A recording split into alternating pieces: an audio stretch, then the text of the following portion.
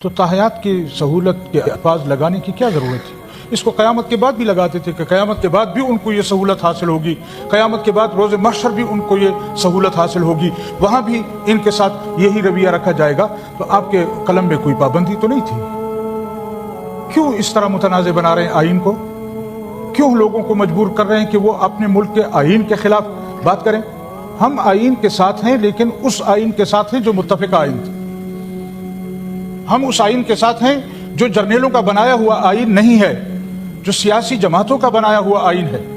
آج جو ترامیم ہو رہی ہیں یہ جرنیلوں کی طرف سے ہو رہی ہیں، ان کو سہولتیں دینے کے لیے۔ اب مارشاء اللہ کی ضرورت نہیں ہوگی، اب ان لوگوں کو سروں پر بٹھا دیا گیا ہے۔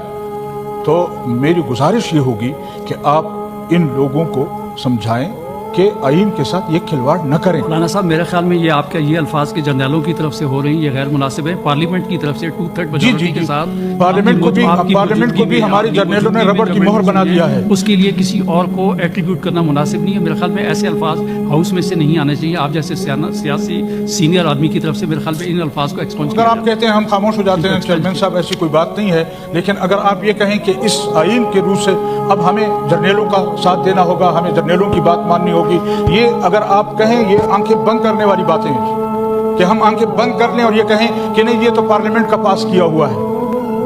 ہمیں پتہ ہے کہ کس طرح پاس کرایا گیا ہے، ہمیں پتہ ہے کہ یہاں سے کن کن لوگوں کو منع کیا گیا کہ اپنے اجلاس میں نہیں آنا، ہمیں پتہ ہے کہ کس طرح تم نے پارلیمنٹ کے ممبران کو ایک طرف کر کے یہاں پر اس آئین کو پاس کرانے کی کوشش کی جا رہی ہے۔ عجیب بات ہے۔